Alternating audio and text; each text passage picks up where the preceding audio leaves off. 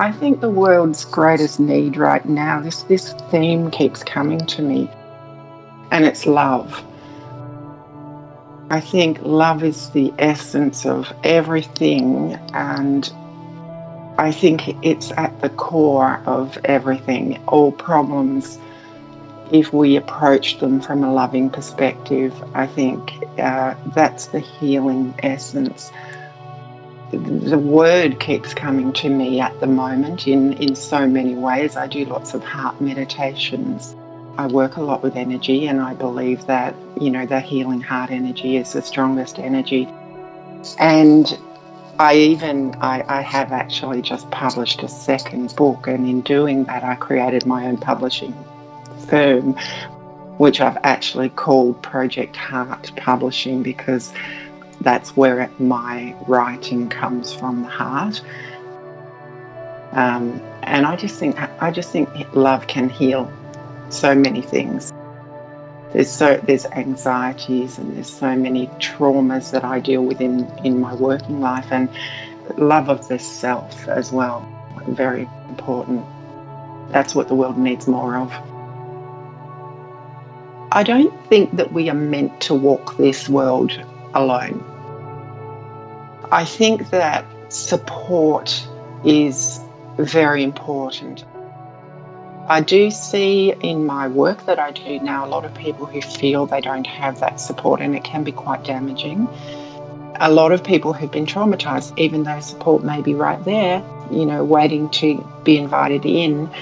Sometimes, as we know, the barriers go up, and people choose to block themselves away a little bit in an attempt to protect themselves. So I think support is, it goes hand in hand with being a little bit vulnerable, because I think in order to receive the support, we need to open up. We need to allow ourselves to be vulnerable.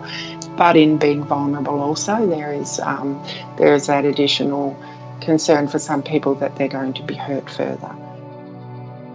So in the IVF setting, in order to protect themselves, people do sometimes shut themselves off, and they do keep it secret, and they don't talk about it, because the additional pressure that is put on them by, their perceived pressure, that is, by well-meaning people asking questions, a lot of questions, and it can just serve to deepen their sorrow, I suppose, if they haven't had the outcomes that they were desiring to have. But yeah, I think if we can allow ourselves to be vulnerable, if we can allow ourselves to be, and it's about being honest, isn't it? I think it's about being honest and being true to yourself. And I suppose even, again, for myself personally, we are all on a journey, and every day is an experience. Every day gives us something to take away from, if we're open to that.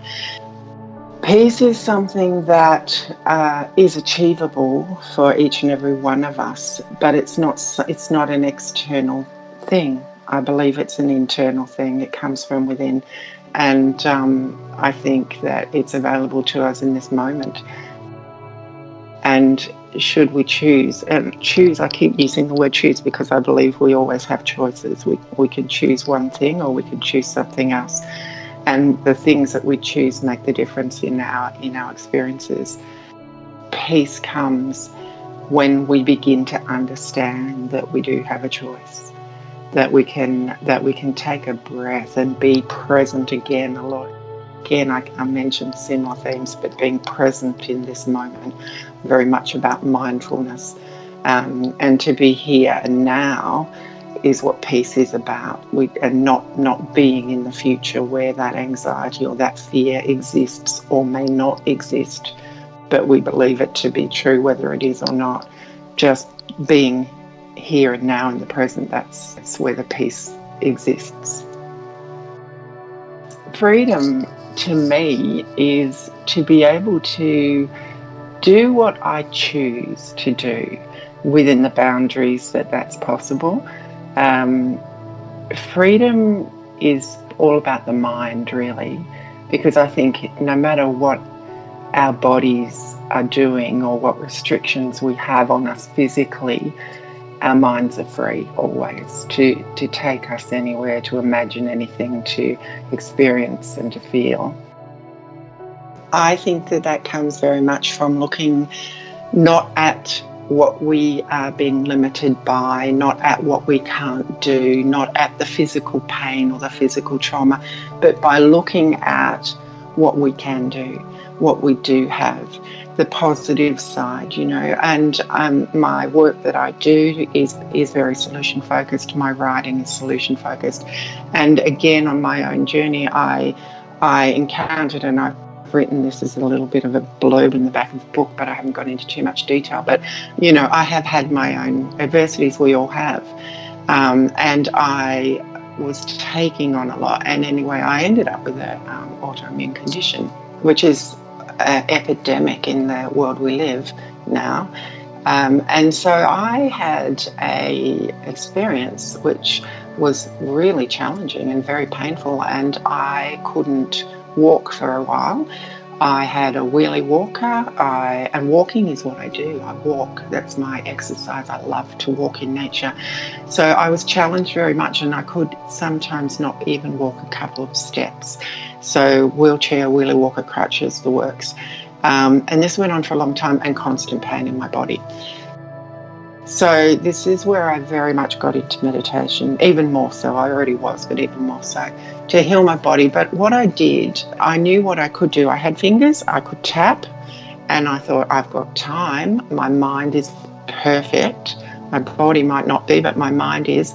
So that's when I actually chose to write my book. That's when I chose to write Sarah's story. So that book was born out of an opportunity. So it gave me that opportunity, and I'm very grateful. It also gave me enormous insight into what it's like to live in a disabled world for a while. Enormous insight and enormous empathy. So, and that all of those experiences helped me in my further writing as well.